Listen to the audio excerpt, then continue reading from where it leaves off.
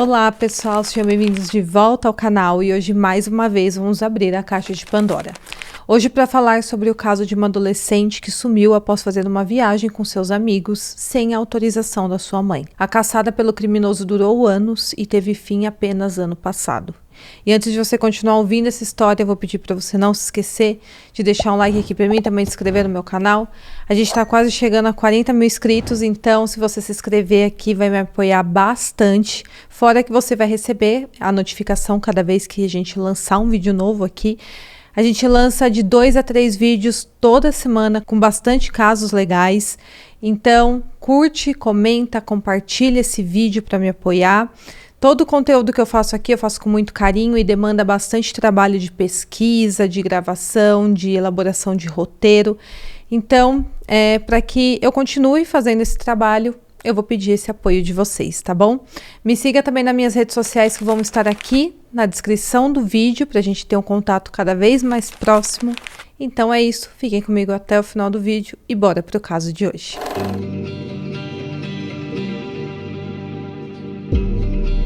Brittany Drexel nasceu em 7 de outubro de 1991, filha do John e da Dawn.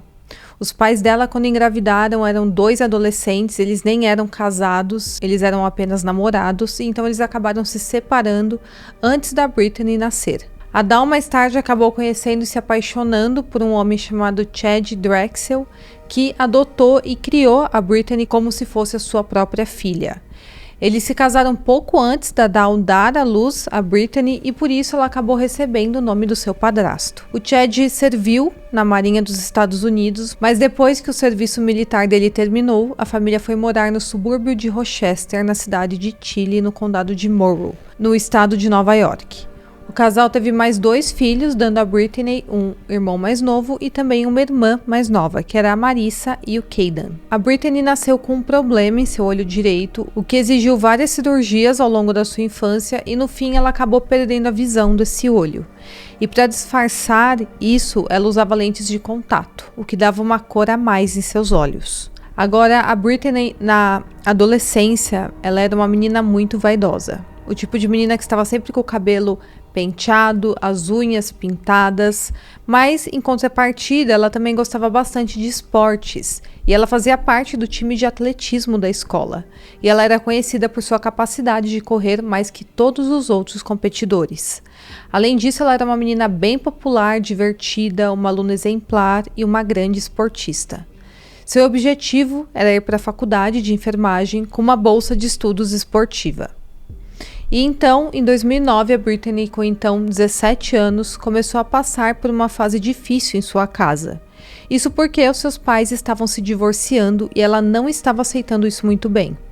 E para piorar a situação, ela estava naquela fase de adolescente rebelde. 2 vezes a Brittany tomou quantidades grandes de medicamentos da sua mãe e acabou tendo uma overdose. Mas na verdade, ela tinha tomado muito menos do que os médicos pensaram inicialmente. E a família percebeu que aquilo era mais um pedido de ajuda do que uma tentativa de tirar a própria vida. E tudo isso, então, nos leva ao dia 22 de abril de 2009, nas férias de primavera, quando a Brittany, com 17 anos, perguntou à sua mãe se poderia ir para Myrtle Beach com seu namorado John e com algumas amigas mais velhas dela. A sua mãe falou que ela não poderia ir porque ela não conhecia as pessoas com quem a Brittany queria viajar. E fora que ela tinha apenas 17 anos e também não teria nenhum adulto na viagem. Então a mãe dela achou que não seria seguro ela ir para aquele lugar. Além disso, a mãe dela conta que teve o sentimento que algo ruim aconteceria. Por causa disso, elas acabaram brigando e ficaram alguns dias sem se falar. E então a Brittany disse para a mãe dela: "Bem, se você não me deixa ir para Myrtle Beach, posso ir pelo menos para a casa de uma amiga aqui em Rochester?" Ela disse que passaria 1 ou 2 dias na casa dessa amiga e seria bom para ela se espairecer, se acalmar um pouco depois da briga com a sua mãe. E a mãe dela achou que era uma boa ideia. Mas na verdade, a Brittany não iria para a casa dessa amiga, e sim para Myrtle Beach, na Carolina do Sul, sem a sua mãe imaginar que ela havia mentido. No fim, o namorado da Brittany não pôde ir a essa viagem devido a compromissos de trabalho e a Brittany resolveu ir. Ela deixou Rochester com seus amigos na quinta-feira, dia 24 de abril, e chegou a Myrtle Beach na quinta-feira. Ela conversou com a mãe naquele dia por celular e no dia seguinte também, e ela ainda estava enganando a mãe dela falando que estava em Rochester na casa daquela amiga. E naquela época do ano, Myrtle Beach era um lugar de férias e também de muita festa com bebedeiras. E era isso que a Brittany e seus amigos, a Jennifer, o Philip e a Alana queriam. Eles ficaram no quarto 301 no resort Bar Harbor, no quarteirão 100 da North Ocean Boulevard. Em sua conversa com a sua mãe, ela disse que estava na praia e a Dawn pensou que a filha estava se referindo a uma praia em Rochester, a 20 minutos da casa dela. Então ela nem imaginava que na verdade a filha dela estava em Myrtle Beach, a várias horas e vários estados de distância. E por pensar que sua filha estava perto de casa, a Dawn ficou super tranquila e desejou que a filha tivesse um bom passeio. Mas apenas um dia depois de chegar na viagem, a Brittany começou a se sentir meio isolada dos seus amigos. Isso porque os seus amigos tinham idade acima de 18 anos, só ela que era uma menor de idade. E esses amigos começaram a beber bastante, usar algumas substâncias ilícitas, então ela decidiu se afastar e ficar um pouco sozinha. Naquela noite, dia 25 de abril, por volta das 8 horas da noite, fez uma caminhada de cerca de 2 quilômetros pela avenida South Ocean Boulevard. Ela falou que iria visitar um velho amigo que também estava ali em Myrtle Beach, hospedado no Blue Water Resort. Câmeras de segurança desse resort mostraram a sua chegada no local. Ela estava carregando uma bolsa bege e estava usando uma regata preta e branca, chinelos e shorts. E as câmeras capturaram também o momento que ela saiu do local por volta das 8h45. E em paralelo a isso tudo, ela e seu namorado John ficavam o tempo todo trocando mensagens pelo celular. Mas por volta das 9h15 da noite, ela simplesmente parou de responder. Sua última mensagem a ele foi avisando que estava voltando para o hotel onde ela estava hospedada e que ficava a 2,5 km de distância do outro hotel que ela tinha ido. Porém, depois disso, ela simplesmente desapareceu. E como eles se falavam o tempo inteiro, logo John percebeu que algo de errado poderia ter acontecido, porque ela simplesmente não respondeu mais a nenhuma mensagem. Ele esperou um pouco, mandou mais algumas mensagens, mas quando ele não teve retorno, ele decidiu ligar para os amigos dela, que também estavam em Myrtle Beach, para ver se eles sabiam onde ela estava ou o que havia acontecido. E esses amigos falaram que ela tinha saído para caminhar sozinha e até agora não tinha voltado. Ele então mandou uma mensagem dizendo que se ele não tivesse notícias dela dentro de mais 10 minutos, ele teria que ligar para a mãe dela e contar toda a verdade sobre onde de fato ela estava. E com as horas se passando, ele decidiu ligar para a mãe da Brittany e contar que na verdade a filha tinha ido viajar para Myrtle Beach. Ou seja, ela estava a pelo menos 14 horas de distância de Rochester. E agora ela havia simplesmente desaparecido. Obviamente a mãe dela ficou muito furiosa, mas ao mesmo tempo ficou muito preocupada. Os amigos dela a procuraram pela cidade, mas ninguém a encontrou. Em paralelo, a Dawn ligou para o Chad, para o padrasto da Brittany, para avisar sobre o desaparecimento, e depois ela entrou em contato com a polícia de Rochester, porque ela não sabia como entrar em contato com o departamento de polícia de Myrtle Beach. Um boletim de ocorrência de pessoa desaparecida foi registrado e logo a polícia entrou em ação. Eles começaram a investigar, primeiramente o Bar Harbor Hotel, onde a Brittany estava hospedada, mas eles não encontraram nada fora do lugar. No quarto onde ela estava não havia nenhum sinal de luta e todas as suas roupas ainda estavam na mala.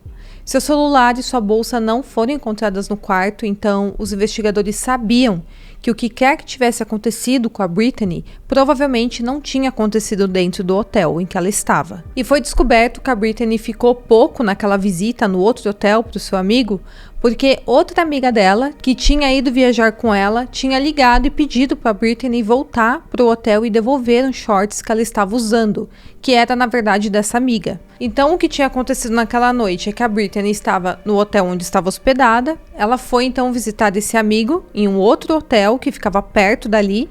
Ela então recebeu essa ligação e a última vez que ela foi vista foi saindo do hotel onde seu amigo estava hospedado. Durante aqueles poucos minutos de caminhada, ela simplesmente tinha desaparecido. E nenhuma outra câmera de segurança capturou ela andando ao longo da rota, de volta para o seu hotel. Então os investigadores começaram a teorizar que talvez ela tivesse entrado em algum carro no meio do caminho.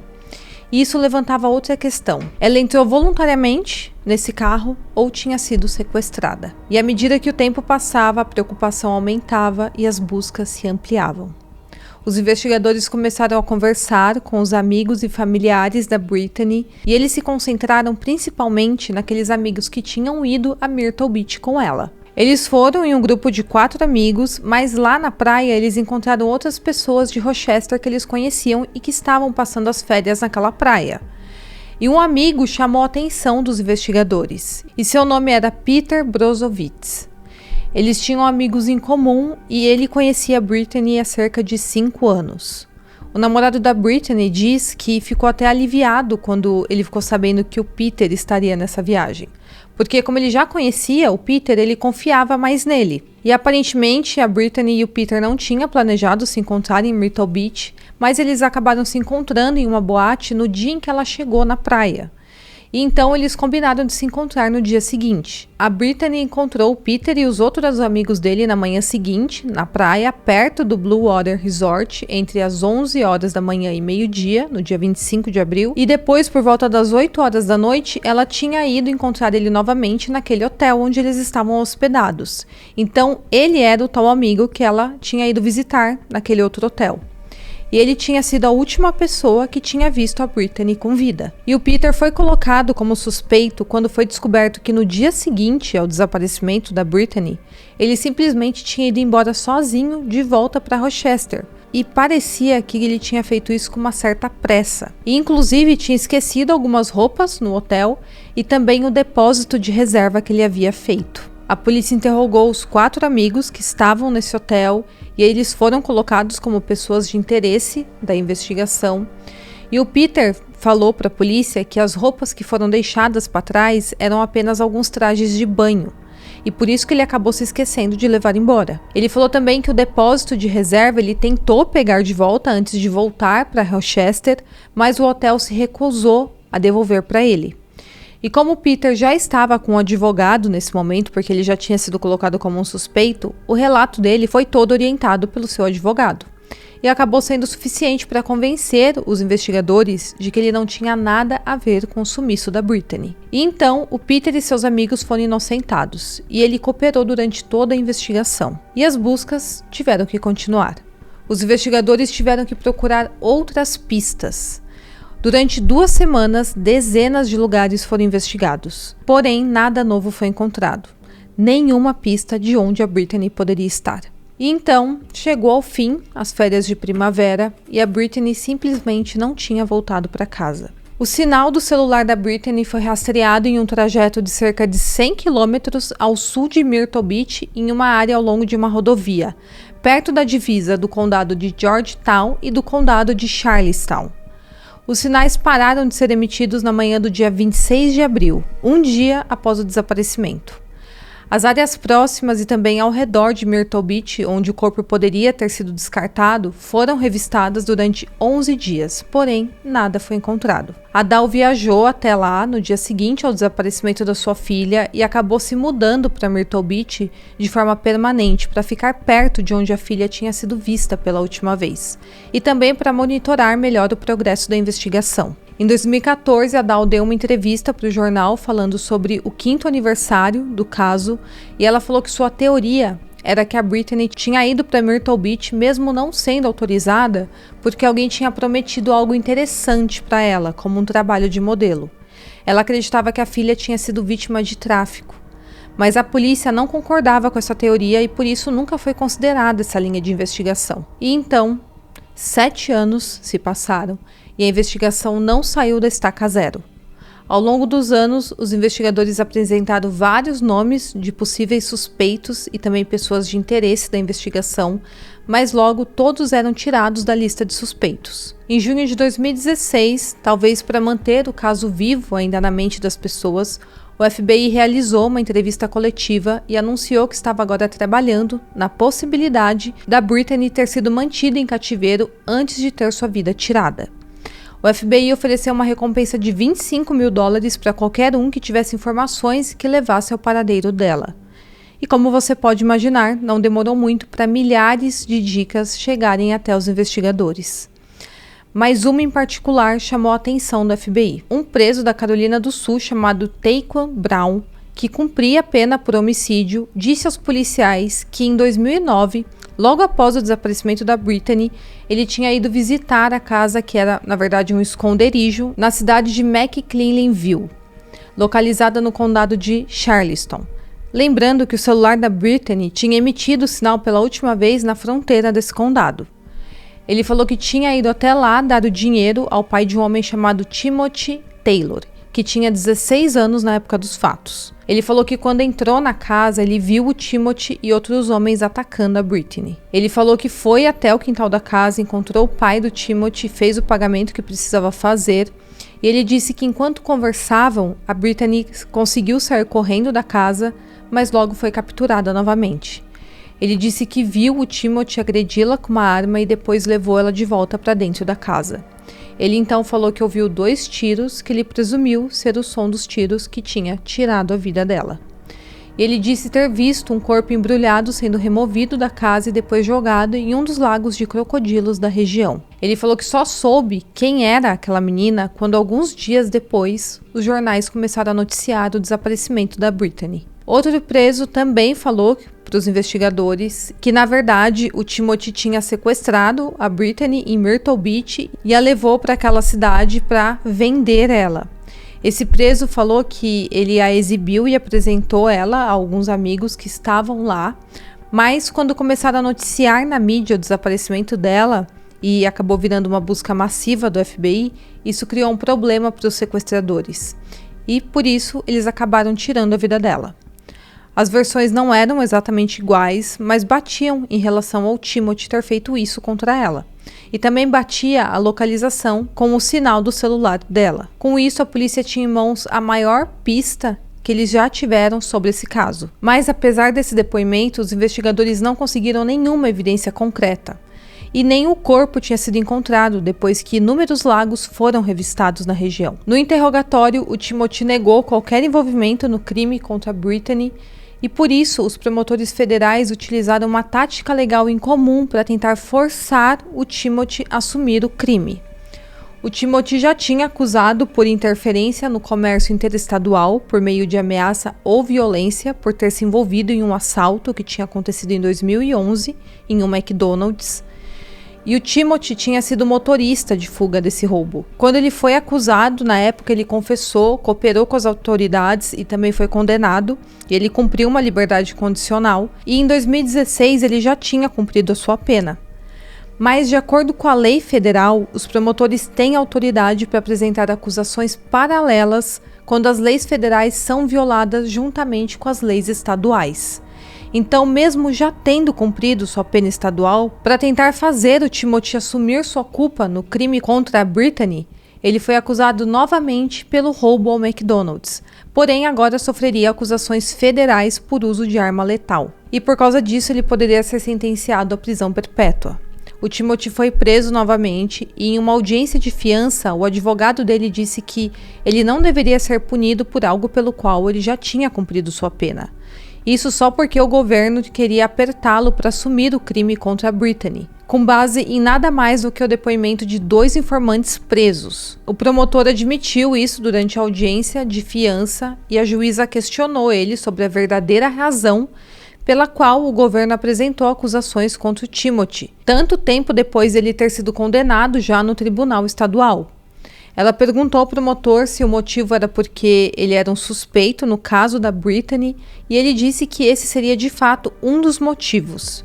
E o promotor disse que uma disposição federal também dá ao governo o direito de apresentar acusações federais quando acredita que o resultado no tribunal estadual foi injusto. O promotor alegou que no caso do Timothy, o governo apresentou as novas acusações porque ele escapou muito levemente pelo roubo do McDonald's.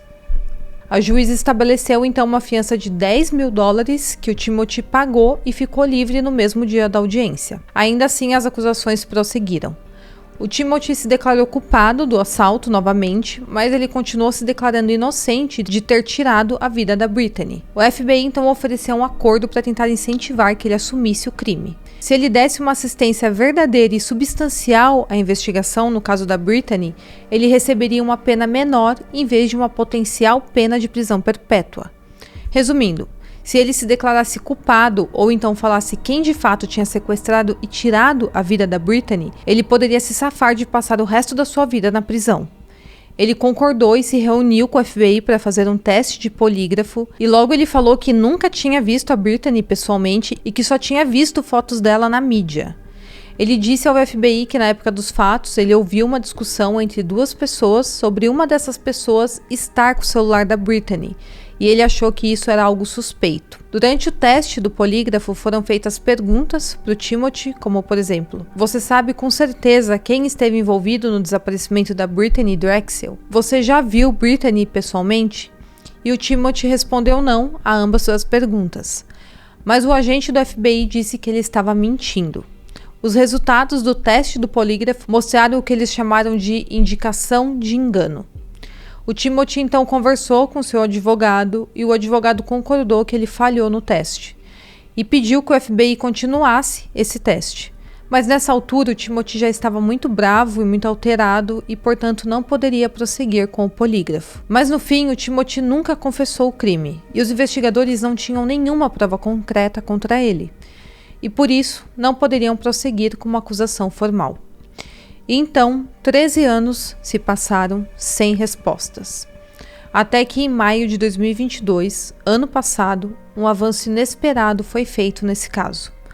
Um homem chamado Raymond Moody assumiu o crime.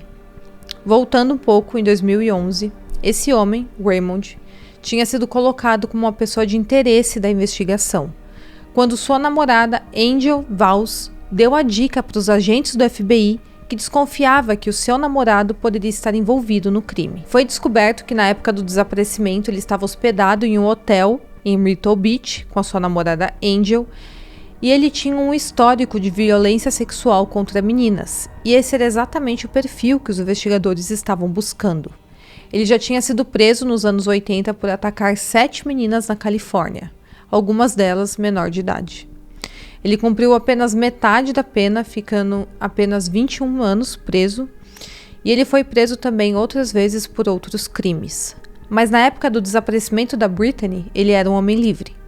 Na época, a polícia revistou a casa de todos os criminosos sexuais conhecidos em torno de Myrtle Beach e também de Georgetown. Inclusive, uma das casas revistadas foi a do Raymond.